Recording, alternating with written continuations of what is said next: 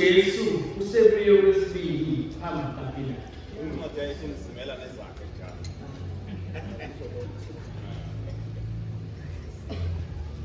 KuseJerusalema. uPilato ke selimchazile ukuthi ubani. uPilato umuntu owayazi umthetho kanye isikhulu esasibusa ngaleso sikhathi. Umbusi wamaRoma. Lapha ke eJerusalema kwinhloko dolobha yaseJerusalema uPilato unesigungu okanye iofisi. Uma ngaba uya kule ndawo le phakathi nedolobha eJerusalema la bashumayeli kuthethwa khona icala likaJesu. Isimanga sethu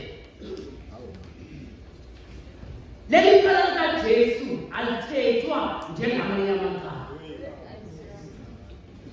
Imvamisa amacala mangabe ethethwa athethelwa ngaphakathi kule ndlu kaPilato. Kodwa leli likaJesu lithethelwa ngaphandle kule ndawo. Uma ngabe bechaza bashumayeli le ndawo le isigcawu lesi la kuthethwa khona amacala, bathi ababhali beBhayibheli yindawo eyisekelo.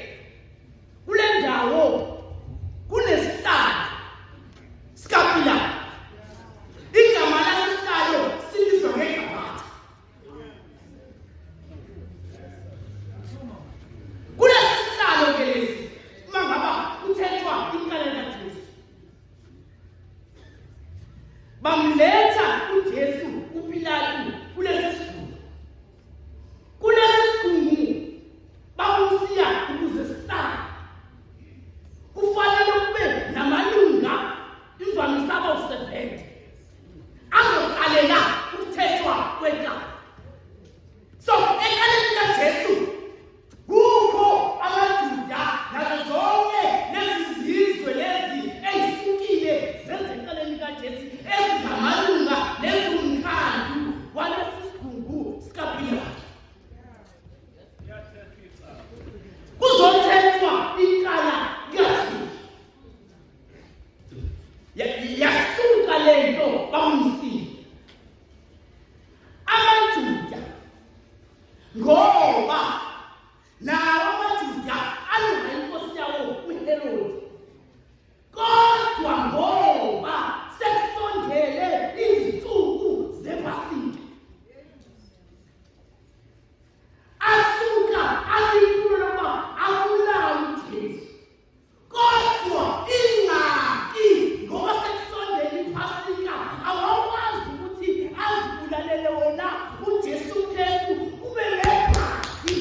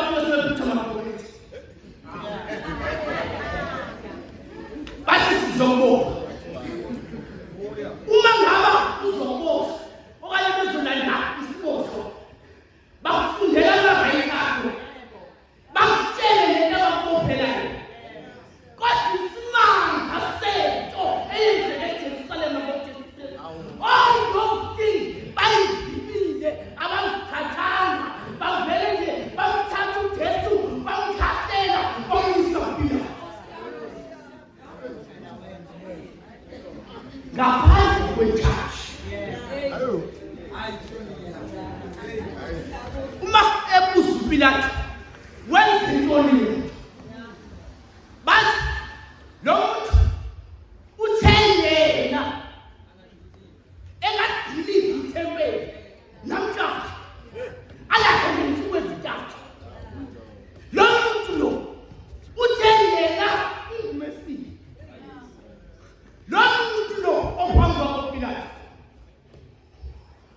ubukela phansi umthetho uthi abantu mabangayitheli intela kaKhesari. This is the only church abamtshela uPilato ukuthi lo muntu abethe akaphendula uthi ngoba icebo wasukuthi alandile esonweni. Imishini ayithi uma ngaba kuhlanganizwa kwabonakala umuntu kwincwadi kaGenesis ensimini yase-Eden esuka umuntu kuNkulunkulu kwafuneka umuntu ozoyezathi bathi ababhali beBhayibheli yahlangana iKhabhithezi wathi Jesu Kristu thuma mina ngizokuyela ezansi ngilandile. So ukuleli mshini-ke uJesu Kristu yokulandile uJesu uphambi kwaPilato. Uma ngabe uPilato ngenxa yokuba ntakagumede kunaleya sithi yaseGabatha isihlalo saseGabatha. So uPilato manje uzama ngayo indlela yokuthi avikele isihlalo saseGabatha. Uyabona and uyazi ukuthi laba bantu abalethe uJesu Kristu lana bamdlela bona ayinto ayenzile kodwa iyothinto ethi uPilato kumele iqiniso ngoba nalapha endaweni bakhona abantu abahlulekayo kumele iqiniso beshayela bathi azibuza ukuthi if ngingakhuluma la let's friendship ibheki. So sizama indlela uprotector i-friendship ine-cost yabanye abantu, ine-cost yabanye abantu. Le nto-ke engoPilato bashumayeli udela impilo yomuntu ngenxa yesikhundla saseGabatha, ngenxa yesihlalo saseGabatha. Wanikela ngomphefumulo ongenacala ngenxa yesihlalo saseGabatha. Banjalo-ke abantu baselizweni umuzi uzothi bangaki abantu abaqashiwe emsebenzini ngenxa yokuthi wena ufuna ipromotion. Bangaki abantu abayuza umsebenzi ngenxa yokuthi wena uke wabavictorize wasendela abantu. Bangaki abantu today uthembekile emsebenzini kodwa umile ngegama labanye abantu. uPilato-ke wenza leyo nto ngenxa yokuthi bafundisi babo usaba ukuthi eJerusalema if engasiyo umuntu akanekhala yamkhulula kuzoba nesiyalo. So instead ukuthi kube nesiyalo udayisa ngegazi lemvana, udayisa ngegazi lemvana, udayisa ngegazi lemvana. Ekuthetheni kwabo-ke leli cala uJesu mangaba ephambi kwaPilato, iyodwa into eyenzakalayo uPilato uma ngaba ekudlala kwabantu ukuthi wenzeni lo muntu umzabulayo bamlethela lezi zinto kwana mongameli noma ungakhe emlethela incwadi uthi ize ungenzi lutho ngalowo muntu ngoba